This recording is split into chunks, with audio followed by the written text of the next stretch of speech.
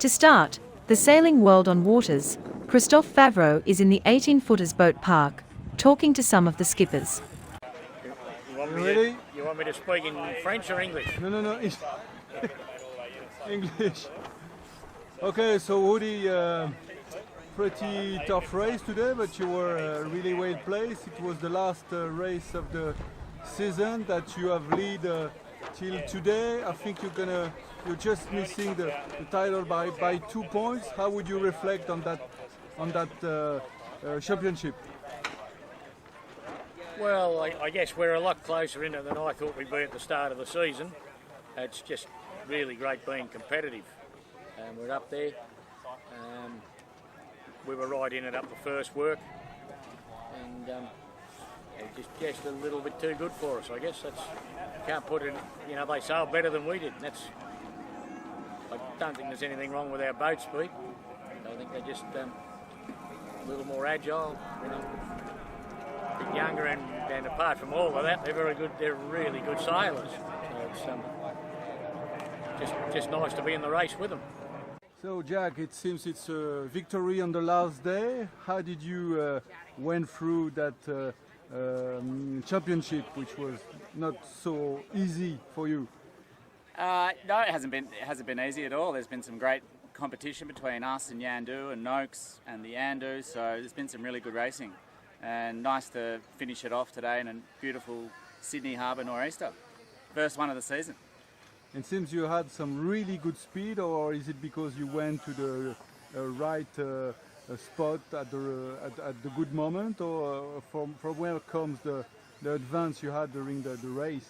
Oh, I think a bit of both. I think we're definitely fast, but I think the speed throughout the fleet has evened out a lot. Everyone's got the same rigs, the sails are all pretty similar now. So I think, yes, we're fast, but there's not much between the top end of the fleet. And we went the right way, up the first beat. And in the nor'easter, if you get out in front, it's really hard to get past. So, yeah. So Sean, you're finishing third on the championship and second today. What do you think about that championship? Well, it's a very long championship, the New South Wales title, and we started the regatta with a first and we finished with a second. It was nice to get back onto the podium today. We had a few wobbly days in the middle of the regatta, but we did use the New South Wales Championship to try a few new things, and we got new sails, new boat coming. So no, we're very happy. We're very happy that we found our mojo again today. So you're talking about experience. What do you think about the 18-footer development, the recent developments in the class? Yeah, the development in the 18 now is quite an interesting process because the hull is a one design. There's quite a few restrictions on things that you can try to develop. There's still some latitude with the rigs. This year we've gone to Doyle sails and some new designs, some new ideas, attached two-piece membrane on the bottom of the sail, fully attached like America's Cup style boat. Not completely two-piece the whole way, but we're going that way slowly. And it's a deck sweeper. We have to change a few other things next week with the new boat, but we'll sort of keep that to ourselves until you get to see it.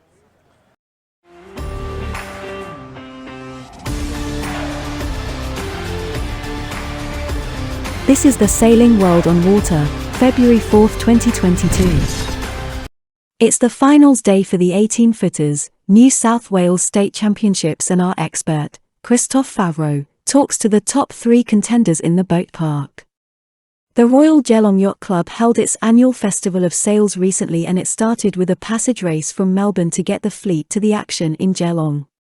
Top sailor, Lisa Darmanin, was there, and she sent in these daily reports. Donna Bertarelli and Yann Gechard announced the end of standby for the MAXI-TRIMARAN sails of change for the Jules Verne Trophy and plan a fresh attempt. Tackers is a fun, introductory, games-based sailing program designed for kids aged 7 to 12 years old.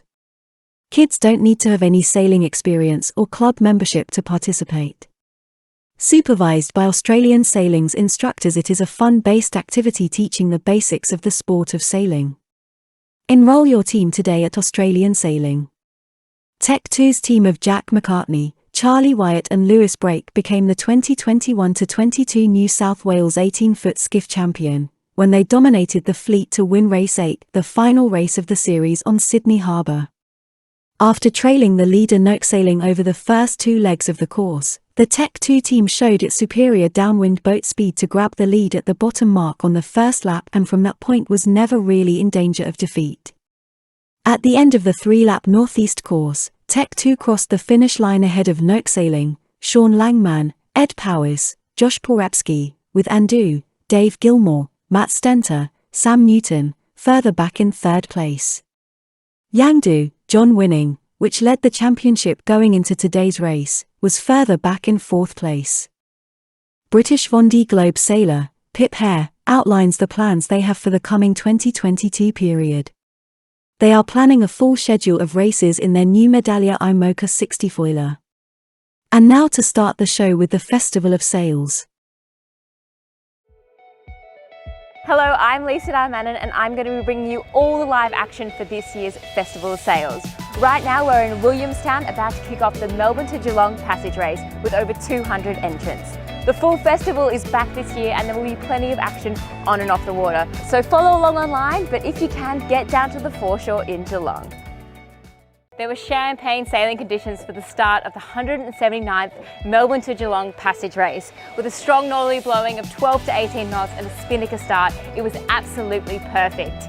It was a little bit shaky for a couple of the crews with their spinnakers flying up in the air and tearing, but overall it was a beautiful start to the race. Maritimo got a great start, but it was Scarlet Runner and Chutzpah that silently slipped away. Although in the lead currently is Ecstasy, the Cookson 50. A couple of multi-hulls also got off to a great start with a little trailer trimaran Tiger absolutely sending it in that breeze. There was also a cruising catamaran Kavala that was keeping up with those big 50-foot monohulls. And so looking forward to see how the race pans out. Day 2 of the Festival of Sails kicked off with a middle distance race. 5 fleets took off across 2 start lines in fickle breeze. Despite the light winds, there were plenty of smiles aboard the yachts. The sailors had their work cut out for them with lots of tacking up the narrow channel, with a few people really pushing those sandbanks. The wind is building to make it a little more pleasant for the sailors to make their way around the course and back to Royal Gelong Yacht Club.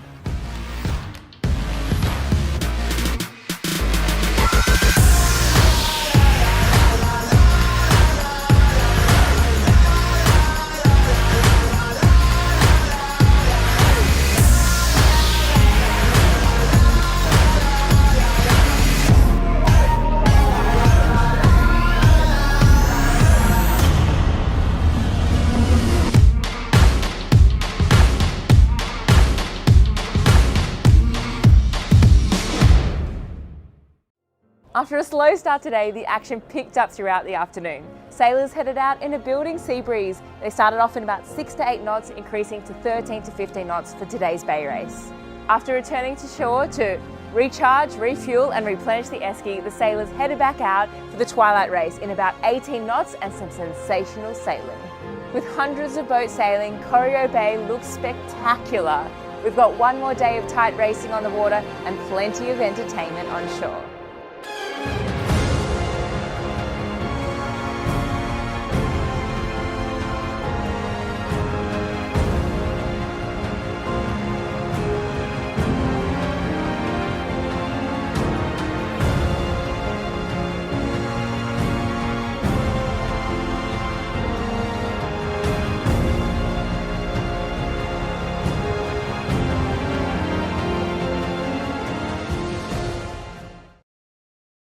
It was another glamorous day on Corio Bay for the final day of the Festival of Sails.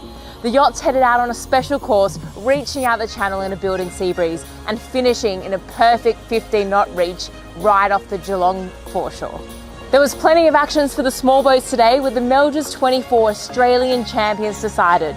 The Sailors Champions League also joined the festival with a bunch of young sailors enjoying some stadium racing right off the waterfront.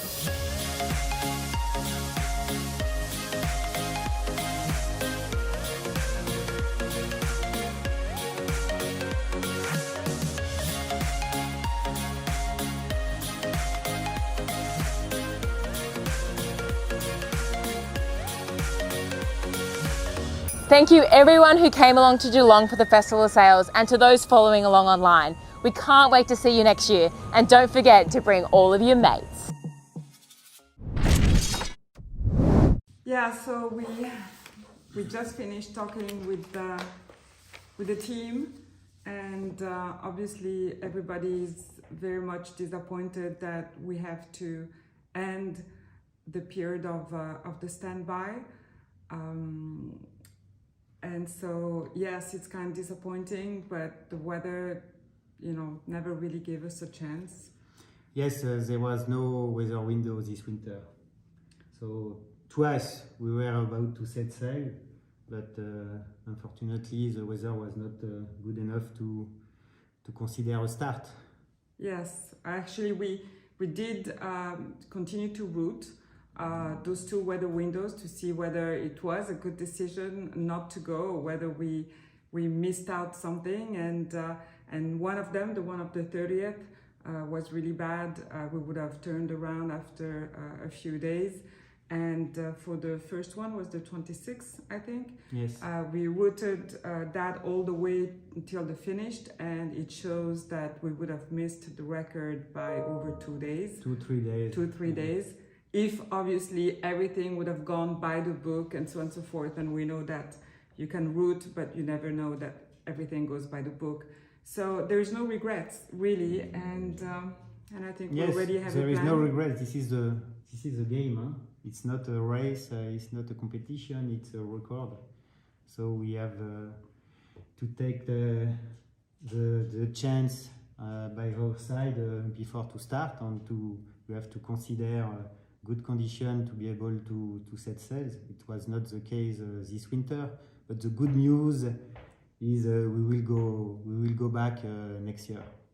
Exactly. We're gonna try and attempt it one more time next winter. So we'll keep you posted. We have a super nice program coming ahead that we will announce in a few weeks or days. We have to get together. We have been on lockdown, really the entire crew and the entire shore team for many months now, and I think the guys deserve to go and enjoy their families and their friends, and even though continue to be prudent with COVID, but at the same time we've been really locked down in our houses for over 3 months now, and so it's time to go and see friends and families again. And then we will regroup and we'll give you some news pretty soon on a fantastic program for this year.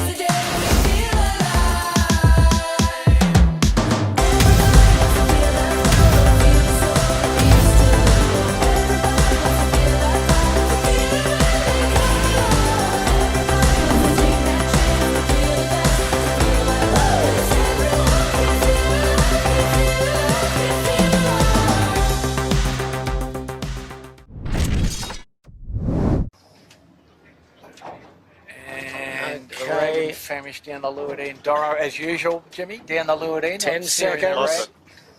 10 seconds. So they've been good and conservative, haven't they, Pete? Yeah, they have. I think that'll be clean. 3, 2, 1. Ooh, yep, go. All good. All good. Shaw and Partners closest, but okay. Yeah, I think no recall. We're away in the 8th and final heat of the state championships for the 18s, and a nor'easterly breeze. Barely 10 knots here at the start. Clean start, Andu, the weathermost boat, and just to leeward of him is Noakes Youth. And if we would have a bit of a bet, Pete, I'd say Andu's a chance to win this race.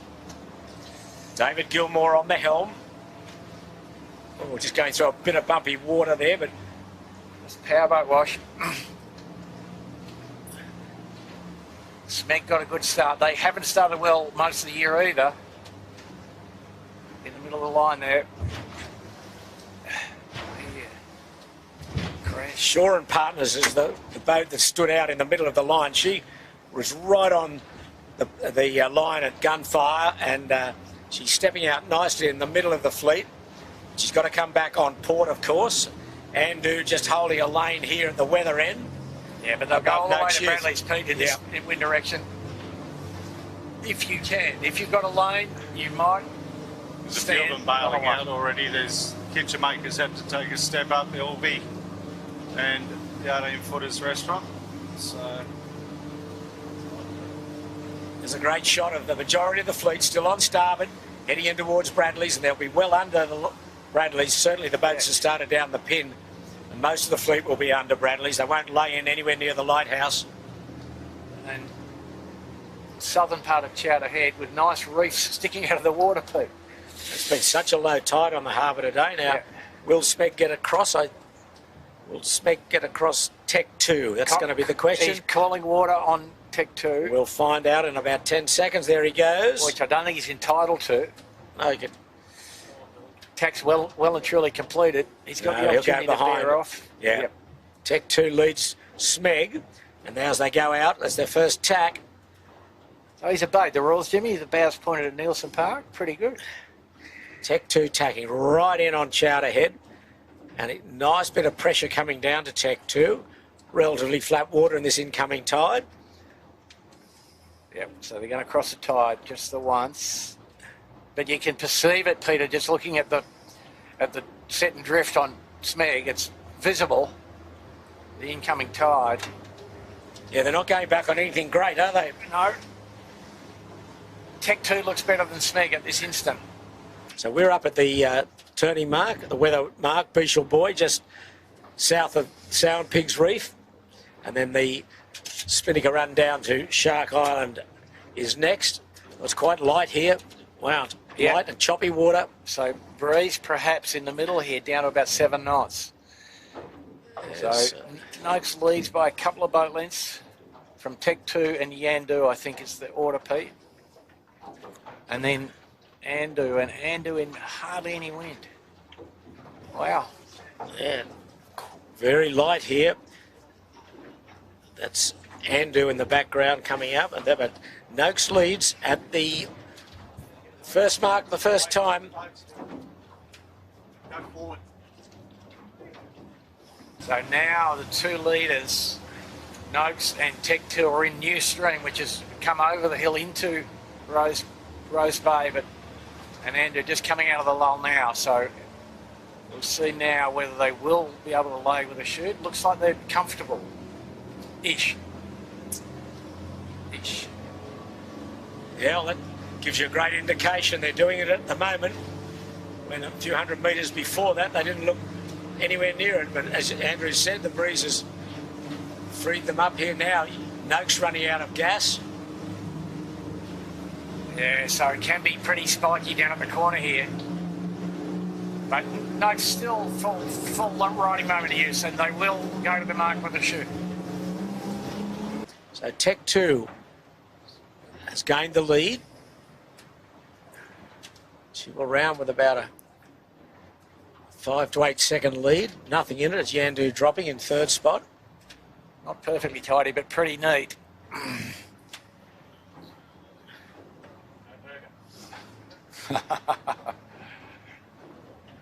The young bowman on John Winning's boat. Oh, and Mike Kennedy. Oh, Yandu's in the tide. Andu has capsized so in fourth spot. Yes, we. Yeah, there they are. Just saw the tail end of that.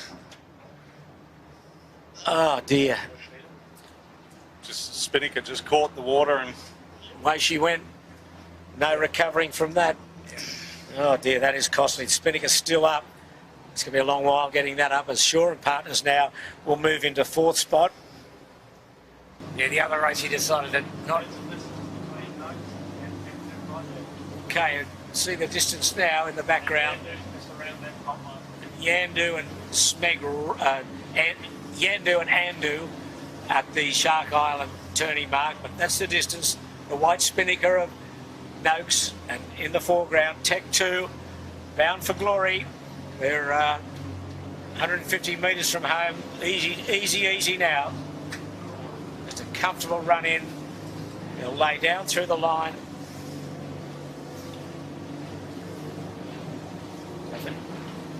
So for Tech 2, skipper Jack McCartney, Charlie White and Lewis Brake.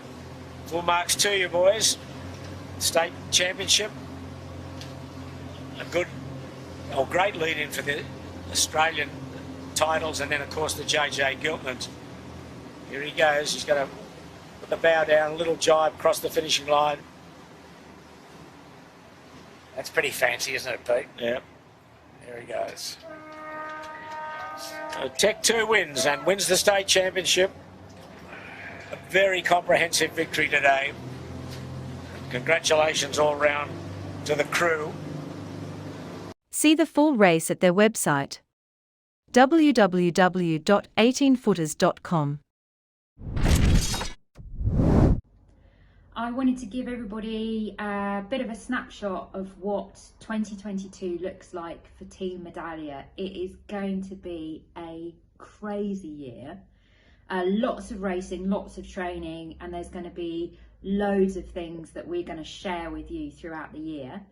Our main objectives for 2022 are, first of all, to lay down these really important qualification miles for the Vendée Globe race, and then secondly, to get the most out of the boat. So I'm going to be working with coaches, we're going to have a sail development plan, and hopefully by the end of the year, in my final race of the year, I should have worked Medallia up to kind of peak performance.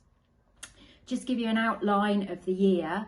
The boat goes back in the water in March, and then we're hoping to do early season training in April in Portugal. Now, the reason for this is April is a difficult time of year in the UK, and I need to get some quality training in before my first race of the year. If we go down to Portugal, we've got slightly longer days and the weather's a bit more consistent, so we know we can get more training time on the water if we go that bit further south. In May, I've got my first race. This is a solo race. It's called the Bermuda 1000, slightly odd name because it doesn't go anywhere near Bermuda and it's more than 1,000 miles long. So this is a race that starts in Brittany, and it's an offshore course that goes up to the Fastnet Rock, down to the Azores and then back to Brittany, and it's a solo race. That's a qualification race for the Vendée Globe. Next, we move to June, and it's the Vendée Arctique.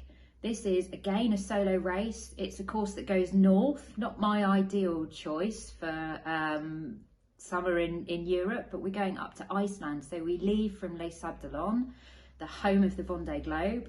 We go up to Iceland, round a waypoint, and then back again. In July, I'm going to be training in the UK. So all of you who live in Poole, that's a great time to be coming down and seeing the boat on the water going in and out of the harbour.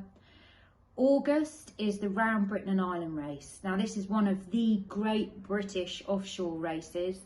It's not an official IMOCA race, but I was really keen to enter because I love the course. It's one of the most challenging courses I've ever sailed.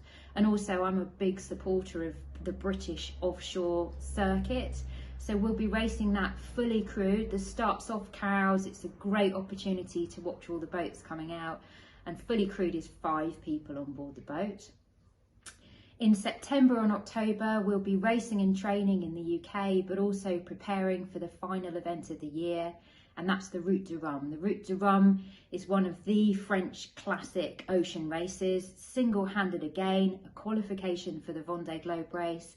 That leaves Saint-Malo in November and finishes in Guadeloupe. It's a full-on year. By the end of the year, I should be well and truly qualified for the Vendée Globe race. And hopefully I'll be a much better sailor than I am now. Looking forward to sharing all of it with you. As ever, if you've got any questions about the courses or what's happening, then just drop us a note in the comments and we'll be happy to answer your questions.